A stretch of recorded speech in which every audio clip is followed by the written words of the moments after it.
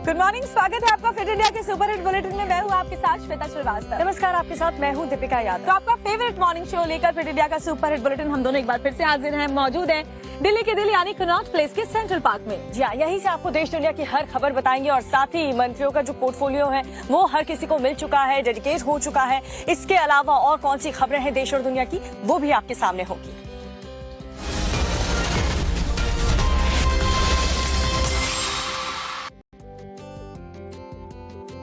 तो शपथ ग्रहण समारोह खत्म होने के बाद मंत्रियों को पोर्टफोलियो बांटने में पीएम मोदी ने 20 साल का रिकॉर्ड तोड़ दिया है। बड़ी बात यह रही कि पुरानी कैबिनेट के बड़े चेहरों को मंत्रालय नहीं बना। और देखिए, शपथ ग्रहण के 24 घंटे के अंदर न सिर्फ मंत्रालय बांट दिए गए, बल्कि अगले 100 दिन के एक्शन प्लान को लेकर के भी अब उन्हें ये जो प्लान है वो दे दिया गया है। आपको दिखाते हैं पूरा अपडेट क्या है इस रिपोर्ट के जरिए। मैं नरेंद्र दामोदर दास मोदी ईश्वर की शपथ लेता हूं कि शपथ ग्रहण के 24 घंटे के अंदर मंत्रालयों का बंटवारा, मंत्रिमंडल में पुरानी कोर टीम बरकरार, सरकार संभालते ही फुल एक्शन में है पीएम मोदी। एक झटके में विपक्ष के नैरेटिव को धराशायी कर दिया कि गठबंधन के दबाव में रहने वाली है मोदी 3.0 सरकार। सरकार के 5 वरिष्ठ मंत्रियों अमित शाह, राजनाथ सिंह, निर्मला सीतारमण, नितिन गडकरी और एस जयशंकर का पुराना मंत्रालय बरकरार है, जबकि जेपी नड्डा को स्वास्थ्य और रसायन उर्वरक मंत्रालय, शिवराज सिंह चौहान को कृषि मंत्री, मनोहर लाल को ऊर्जा और शहरी आवास मंत्रालय और पीयूष गोयल को उद्योग वाणिज्य मंत्री बनाया गया। कैबिनेट के टॉप 10 मंत्रियों की बात करें तो उद्योग इस्पात मंत्री एचडी कुमारस्वामी इकलौते गैर भाजपाई हैं। ये सारे मंत्रालय मोदी सरकार के विकास के एजेंडे से सीधे जुड़े हुए हैं। अपने संकल्प पत्र में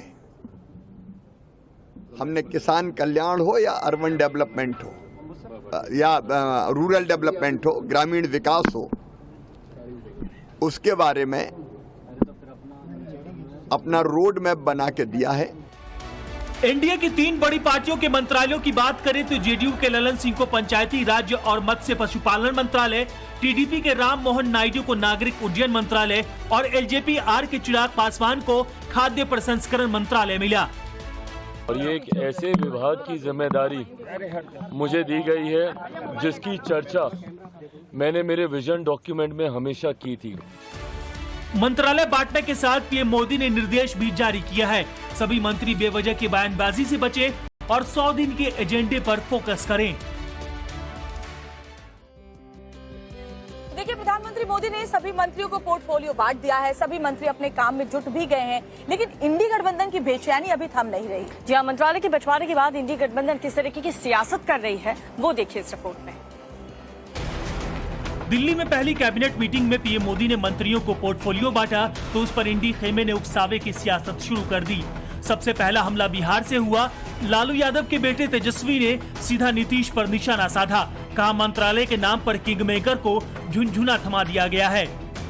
बिहार की वजह से आप प्रधानमंत्री बने और मंत्रालय जब बिहार के लोगों को दिया गया तो कहीं ना कहीं से झुनझुना जो है थमाया गया। नई सरकार के शपथ ग्रहण के पहले से ही चर्चा तेज थी कि नीतीश ने बिहार को स्पेशल स्टेटस के साथ साथ नई कैबिनेट में 3 अहम मंत्रालयों की मांग की है।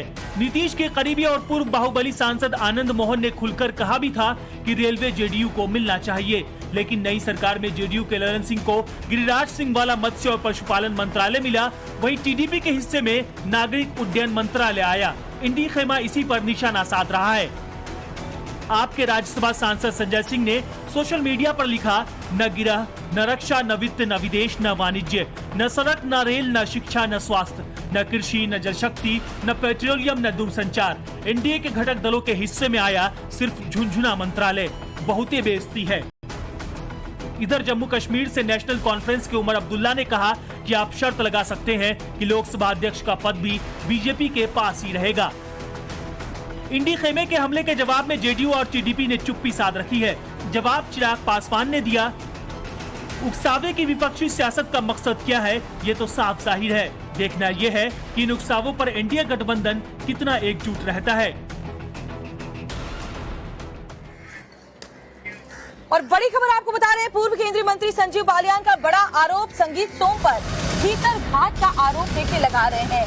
तो जिस तरह की उम्मीद थी उस तरह की सफलता भारतीय जनता पार्टी को उत्तर प्रदेश में नहीं मिली और इसको लेकर अब भीतर घात के आरोप लग रहे हैं। संगीत सोम ने सपा उम्मीदवार की मदद की, संजीव बालियान ये बड़ा आरोप लगा रहे हैं। 2024 के लोकसभा चुनाव में मुजफ्फरनगर से अपनी हार को लेकर के संजीव बालियान ने कहा कि इस हार की वजह मुस्लिम वोटों का ध्रुवीकरण और हिंदू वोटरों का मतदान कब होना है। सरना से पूर्व विधायक संगीत सोम को लेकर के भी उन्होंने कहा है कि इस बात का सबको पता है कि संगीत सोम ने समाजवादी पार्टी के प्रत्याशी को चुनाव लड़ाया है और खुलकर लड़ाया है।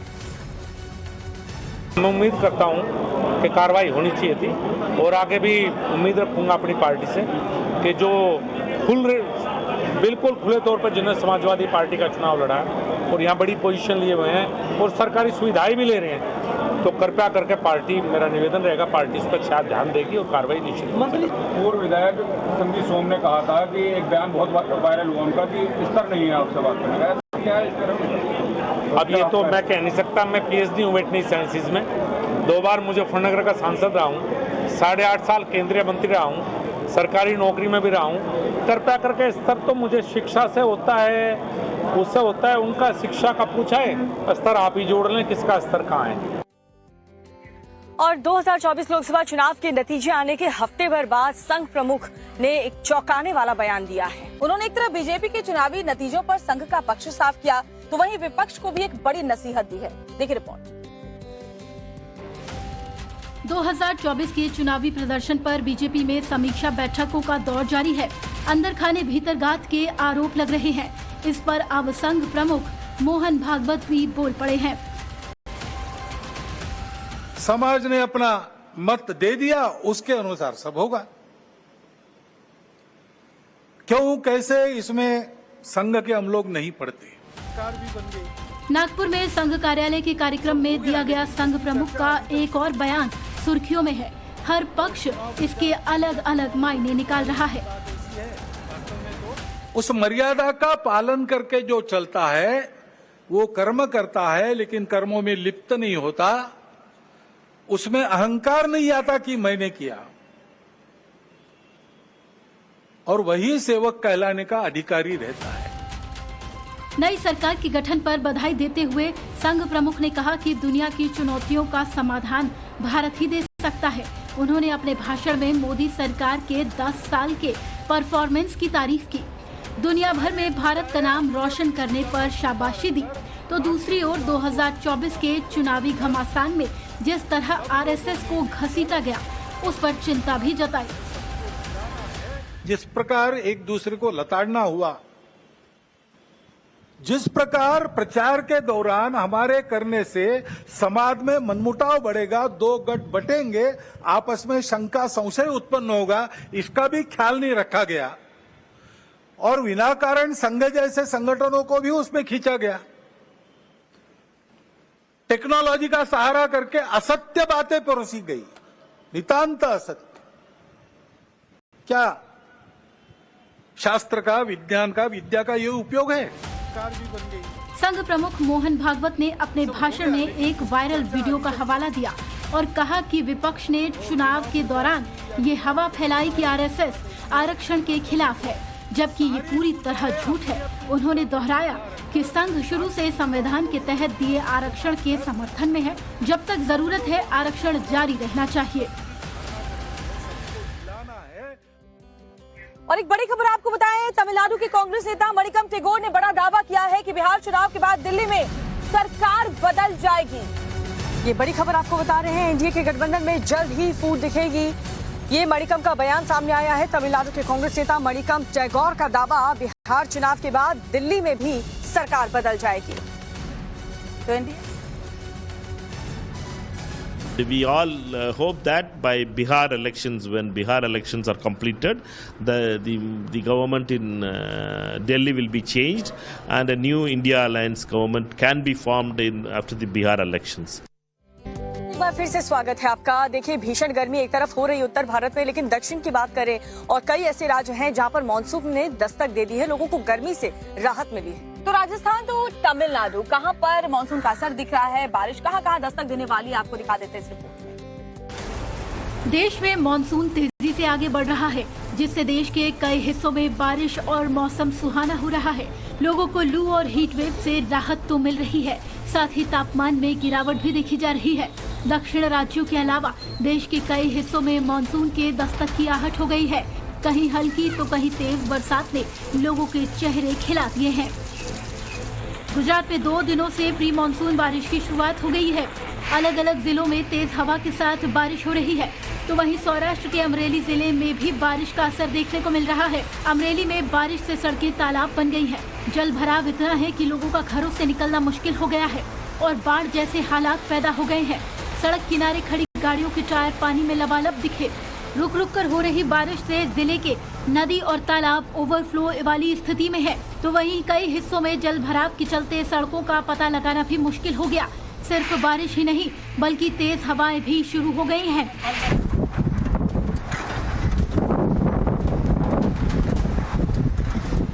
गुजरात के सिर्फ अमरेली जिले ही नहीं बल्कि अहमदाबाद में भी बारिश ने रफ्तार पर ब्रेक लगा दिया।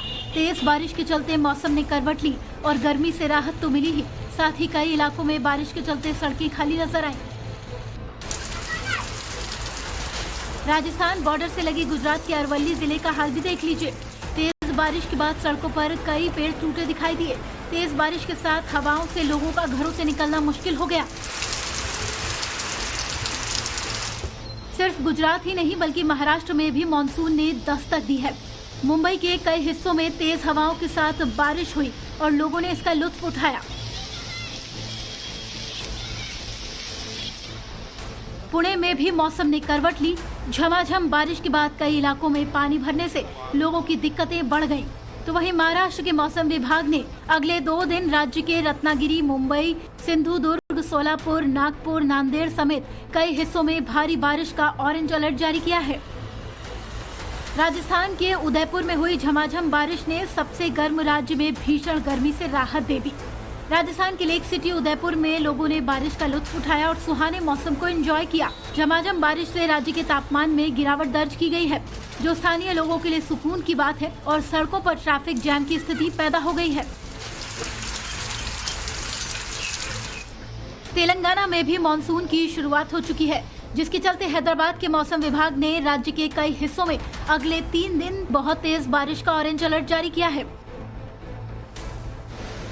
उधर दक्षिण भारत के राज्य तमिलनाडु में भी कई दिन से बारिश हो रही है। बारिश के चलते चेन्नई के कई हिस्सों में जल भराव हो गया है। साथ ही बारिश ने चेन्नई की रफ्तार पर भी ब्रेक लगा दिया।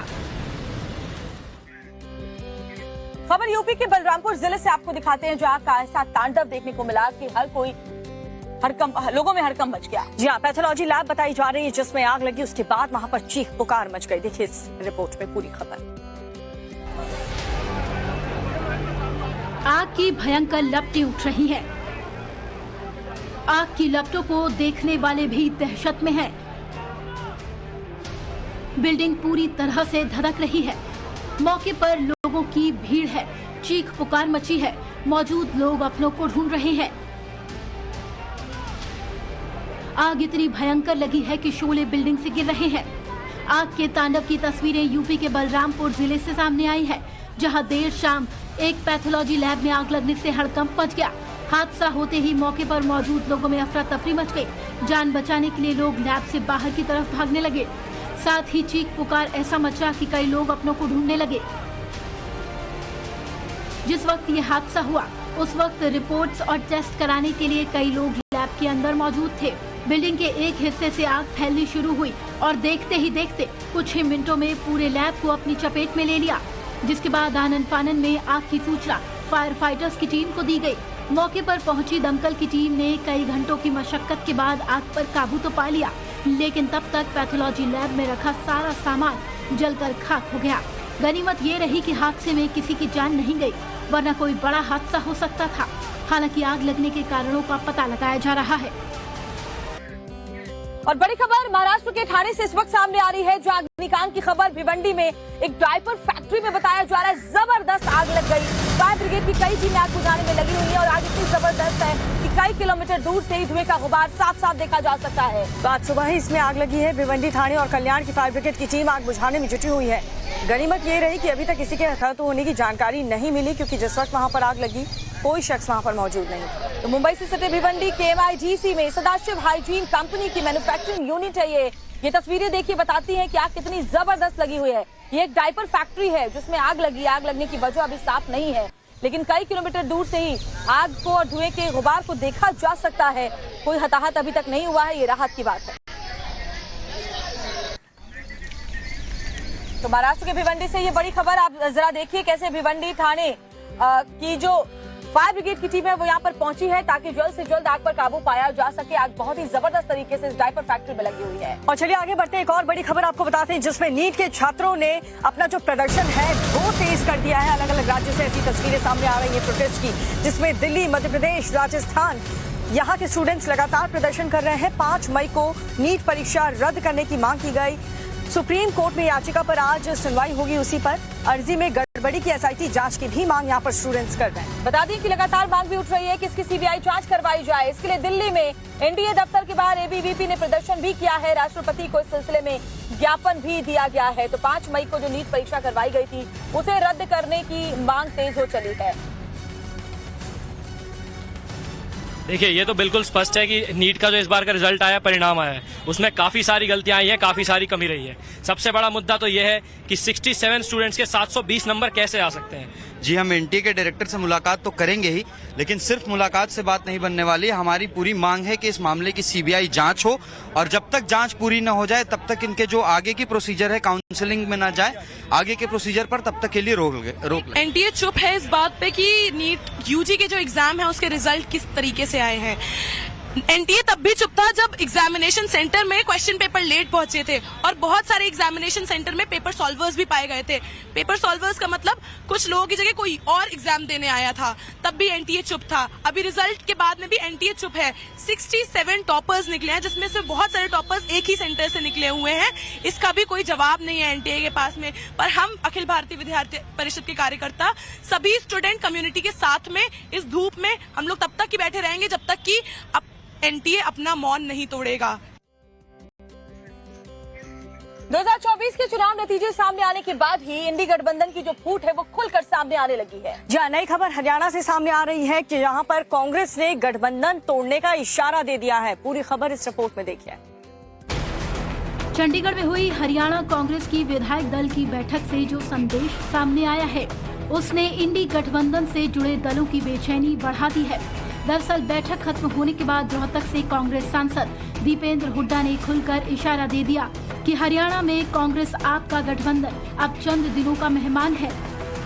स्पष्ट रूप से ये कांग्रेस पार्टी की तरफ से एक बात कही जा चुकी है कि आम आदमी पार्टी के साथ हरियाणा में जो गठबंधन था वो लोकसभा का गठबंधन था। विधानसभा में कांग्रेस पार्टी स्वयं सक्षम है। 90 के 90 विधानसभा सीटों पे कांग्रेस पार्टी मजबूत है। बाकी आगे क्या होगा वो देखते हैं। आपको बता दें कि 2024 के चुनाव में हरियाणा में कांग्रेस को नई संजीवनी मिल गई है। 2019 में 0% कांग्रेस ने 2024 में 5 सीटों पर जीत हासिल की है और उसका वोट परसेंटेज भी 20% से बढ़कर 47% हो गया है। यही वजह है कि कांग्रेस अब अपने दम पर हरियाणा विधानसभा में ताल ठोकने का इशारा दे रही है। हमने पहले भी ये मांग रखी थी कि तुरंत इस सरकार को नैतिकता के आधार पर इस्तीफा देना चाहिए और हरियाणा में चुनाव होने चाहिए, और ये नहीं करती तो हमारे राज्यपाल महोदय हरियाणा के संज्ञान लेके स्थिति में, क्योंकि आज आपने देखा कि हॉर्स ट्रेडिंग तक की बातें आ रही हैं। हरियाणा में इंडी गठबंधन टूटने की अटकलों पर आम आदमी पार्टी ने आज प्रदेश कार्यकारिणी की बैठक बुला ली। आज चंडीगढ़ में होने वाली इस बैठक में कांग्रेस के साथ गठबंधन और लोकसभा चुनाव में मिली करारी हार पर मंथन होगा। 2024 के चुनावी नतीजे सामने आए अभी हफ्ता भी नहीं गुजरा कि इंडी गठबंधन की दरारें खुलकर दिखने लगी है। हरियाणा से पहले दिल्ली और राजस्थान में भी इसके बिखरने के संकेत मिल चुके हैं। इसका असर देश के बाकी राज्यों में भी दिखेगा, ये भी तय लग रहा है।